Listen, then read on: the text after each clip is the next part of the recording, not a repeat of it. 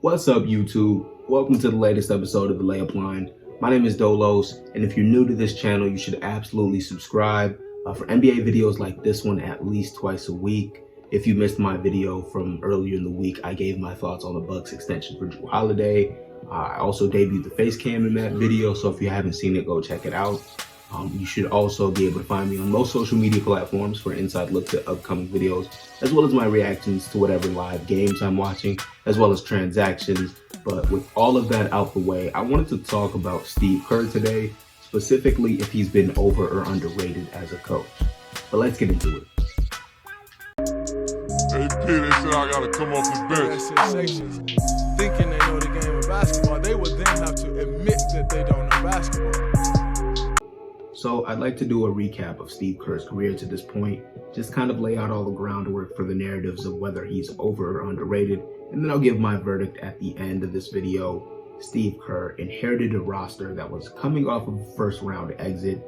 They were a 51-win team, and as you might know, he took over for former head coach Mark Jackson, and Steve Kerr would go on to introduce a much more ball movement and pace and space-centric offense. They shot plenty of threes, and his first year as head coach, there was pretty much nothing but success. They won 16 more games than the previous year, and they improved to a 111.6 offensive rating and a 101.4 defensive rating.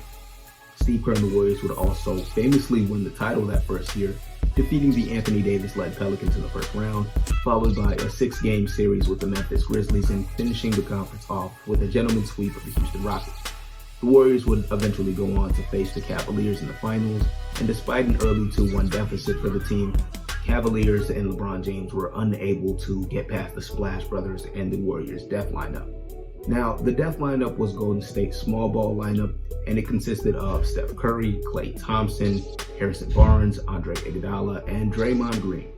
Now, this group provided, the perfect amount of spacing that they would need, and the right guys defending on the wings and executing on those switches, which was rounded off by Draymond Green, who's probably one of, if not the most unique defender in NBA history.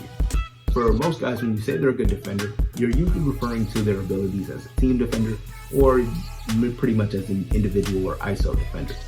Now, Draymond Green is perfect because he is above average at both.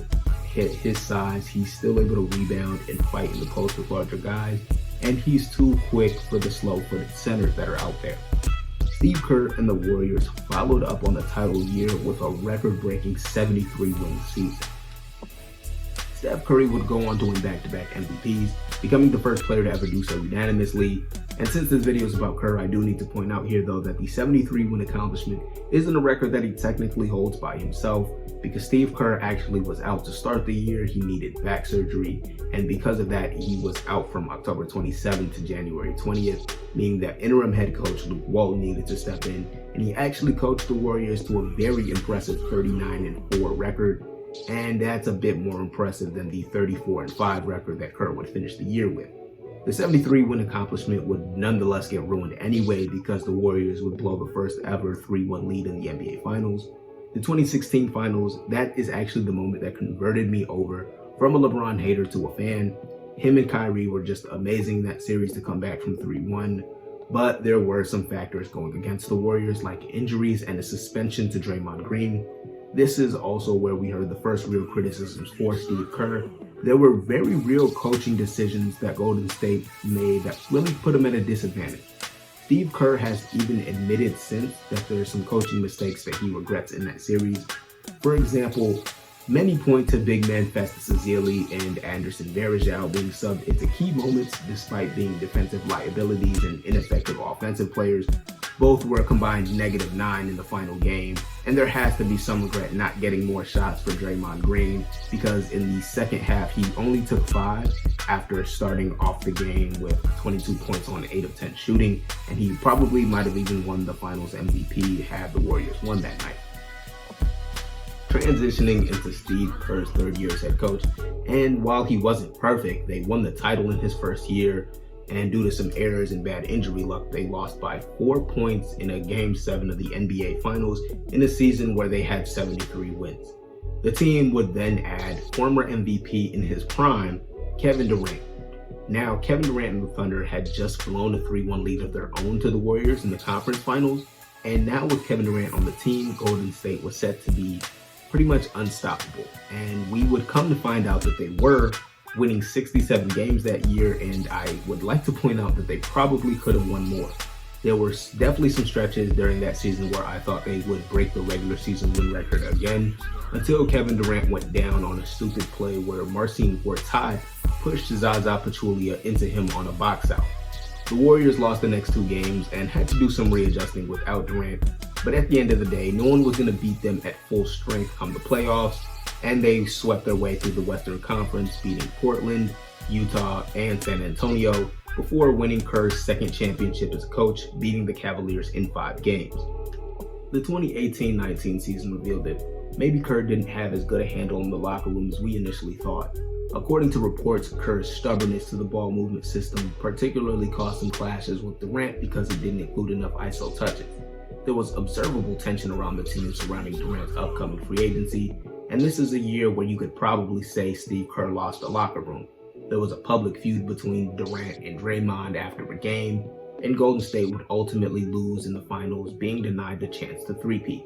This was largely due to injuries to Kevin Durant and Klay Thompson, but KD would still depart for Brooklyn in the offseason, with rumors flying that there was some kind of beef between him and Steve Kerr, which were supported by comments that Durant had about Steve Kerr's ball movement system after he made his way out of the Bay.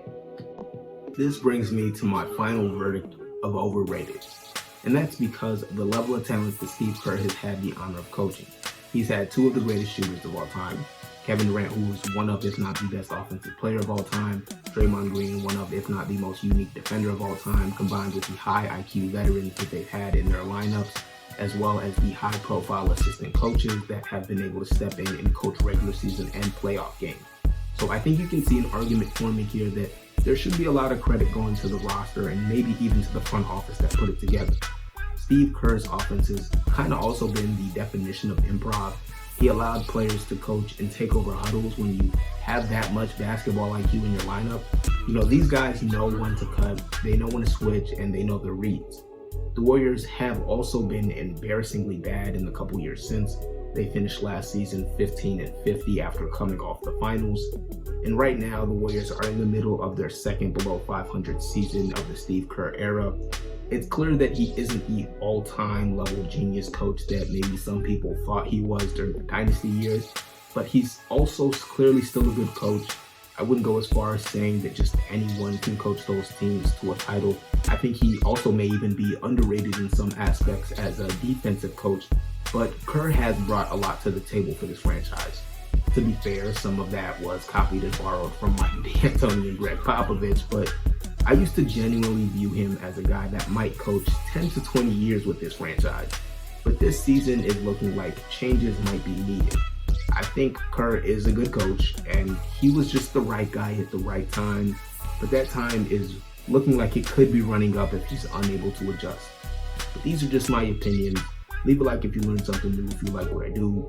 Comment down below, let me know what you think, and who you'd like to see an overrated/underrated video for. Thank you for watching, and enjoy the rest of your day.